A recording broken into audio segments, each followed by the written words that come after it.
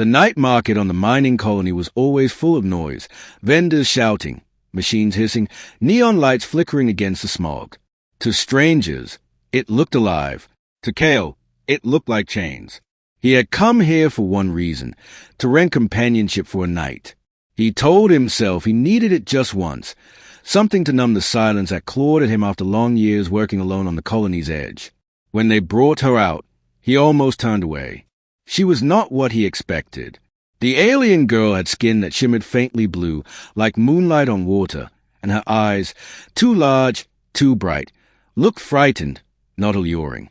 Her wrists bore faint scars from old bindings, and her voice was soft when she said, "I belong to you for tonight."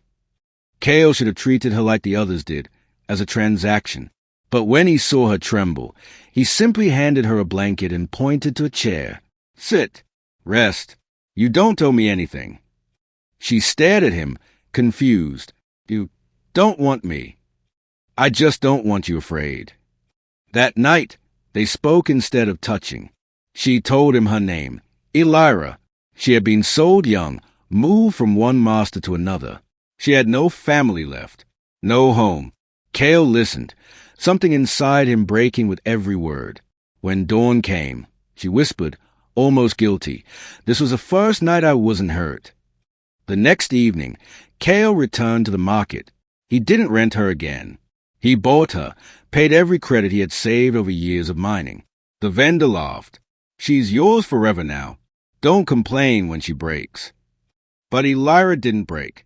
Living with Cale, she slowly shed the fear that clung to her.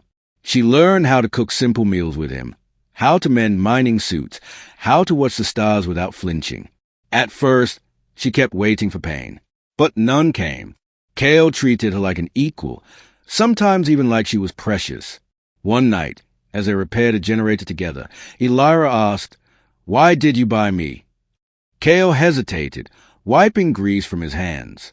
"Because you deserve more than one night of safety. You deserved a life." Tears welled in her luminous eyes. She had never been told she deserved anything. Months passed, and what began as protection grew into something deeper. Cale found himself listening for her laughter, memorizing the way her voice softened when she said his name.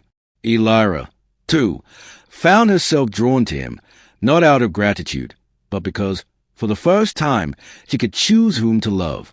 Their bond deepened until one night, under the glow of twin moons, she whispered the words she had once feared. "I am yours, Cale. Not because you bought me, but because my heart chose you." He held her then, not as property, but as a partner, and for the first time in years, both of them felt free. But freedom had a price. The traders who had once owned her returned, demanding Cale hand Elira back or face their wrath. Instead, Cale stood tall, rifle in hand. "She is not for sale. Not ever again." Side by side, they fought for their right to love, two broken souls who had found wholeness in each other. When the dust settled and the traders fled, Cale looked at her with quiet certainty. "You were never mine to buy. You were always mine to love." And from that day, the man who once rented an alien girl for one night had, instead, found a forever he never thought possible.